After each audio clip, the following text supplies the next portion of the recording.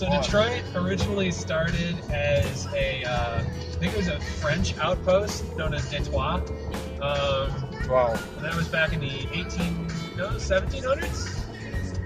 Yeah, I'm gonna go with 1700s.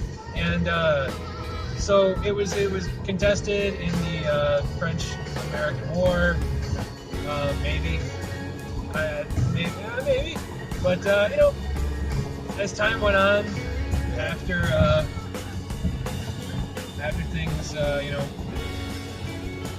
after the Revolutionary War, and it was really settled, it very early on became kind of a center of because it was situated around the Great Lakes. It became a great shipping hub for like all sorts of commerce. So fur trading and just other shipping stuff would be coming down from like New York or through Canada, and it would tend to go through Detroit because it was like kind of that central choke point between all of these lakes and rivers.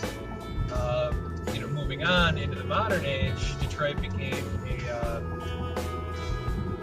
for a while we had prohibition, so Detroit became a major center for bootlegging alcohol into the U.S. from Canada. So a lot of whiskey would run. Holy shit! It would run through Detroit, yeah. On its way to places like Chicago and New York. Well, not really New York, but more or less Chicago, and other places throughout the U.S. because it was just so easy to get from Canada to the U.S. Actually, Al Capone, a lot of his the whiskey and other stuff that he imported, a lot of it came through Detroit. Oh yeah, remember I was talking about Alpha. prohibition? That's what in Chicago? In the U.S. In the U.S. as a whole, And then alcohol was doing that, making food and selling it. Yeah. And then with the rise of the auto industry, that became huge in Detroit. That was really the center. Henry Ford started all of his plants, in Detroit, Highland Park, Dearborn, which are all cities around Detroit. And that really continued on for most of the 20s, 30s, 40s, 50s. Things really changed in the 60s when we started having like riots. And that really scared a lot of people out of the city.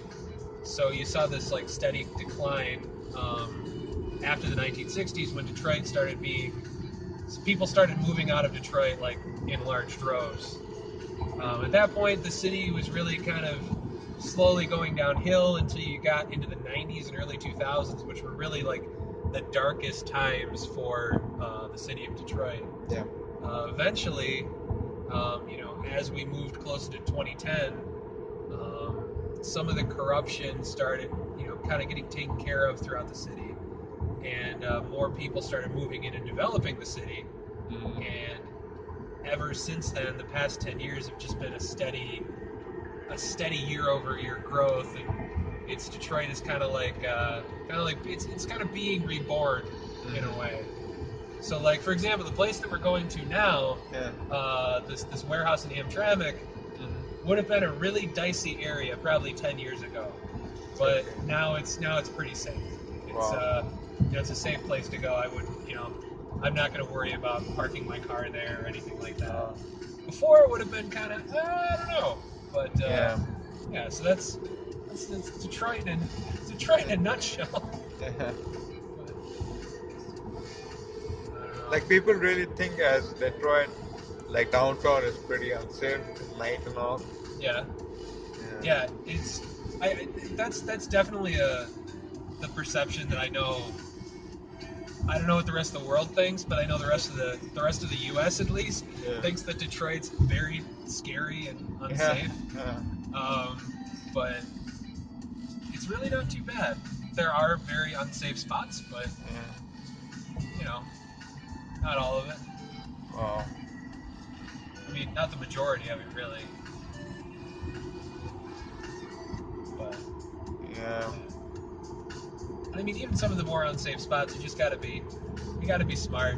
You can't be dumb. You gotta watch your back, but you'll be fine. So that's kind of not so bad. Yeah. Yeah. That not that scary what people think and all. Yeah, for sure. Watch for the big fucking shooting at the Fulton warehouse tonight. What? Yeah, I said, hopefully. watch, there'll be a big shooting tonight at the Fulton warehouse. Yeah, fully. No. There you go. Oh wait, no. Oh, you're recording. Still. Yeah, absolutely. Yeah. I hope you're not on Facebook live stream. No way. No, I mean, like, forget about it, right? it's like Like,